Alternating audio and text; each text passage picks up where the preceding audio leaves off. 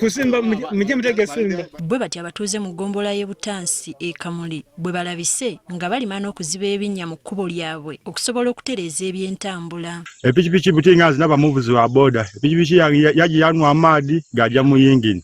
Mulimu gwange gwafa bagisika n'ogisika bulina kola losi. Enguudo dino tunabona ayo omufuzi olufa nga bakokota kuambula yali yakafa bado balugudo paka kawuwe beza bukerwenda ainga kawugula dyeri eriki underere.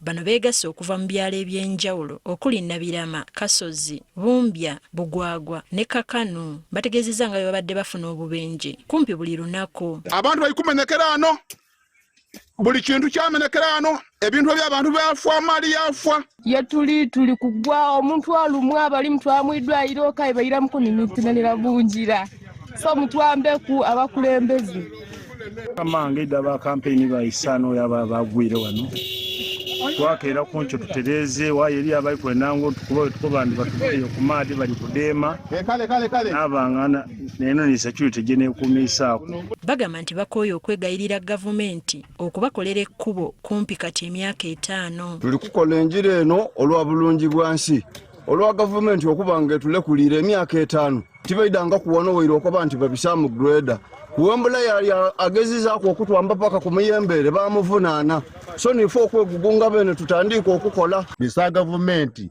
eriku obanga baidi ovanze bwabulanda mutufweku mudeme kutulimba mutufweku tulikumeneka olwembe olwenji. Batuuse n'okwekokkola abakulembeze ba disitulikiti obutabafaako newankubadde ng'embeera y'oluguudo luno mwe luli bagimanyi. Tulyo lulonda bwankudunde de tuleeta okuleeta yano okwiza otulya bwasene mwe tulonda bwabuno tunabwamaani ino. Omukulembeze waife yera atuguguliza engira yagireka ano tulisaba gavumenti eide tuyambe aida abone ekibali amaadi bekagwa n'abaana abasomera bajja ku isomero bagwa mu maadi.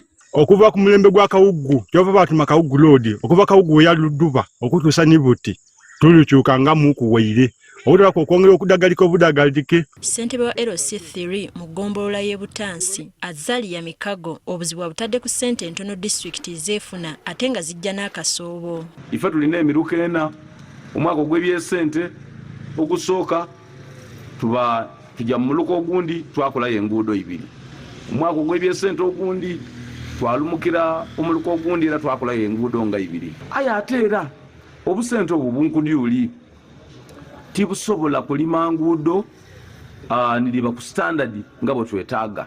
Wabula yeebazizza abantu okusitukiramu ne beekolera ekkubo lyabwe okusinga okulinda gavumenti okubakolera buli kimu. Kubirana omulanga abantu bonabona ab'ekyalo ky'e Butansi nti we tubana akagira akabanga tikali kubita tuvengayo twidumbire tukakole Jamu ya muki ya muizemu.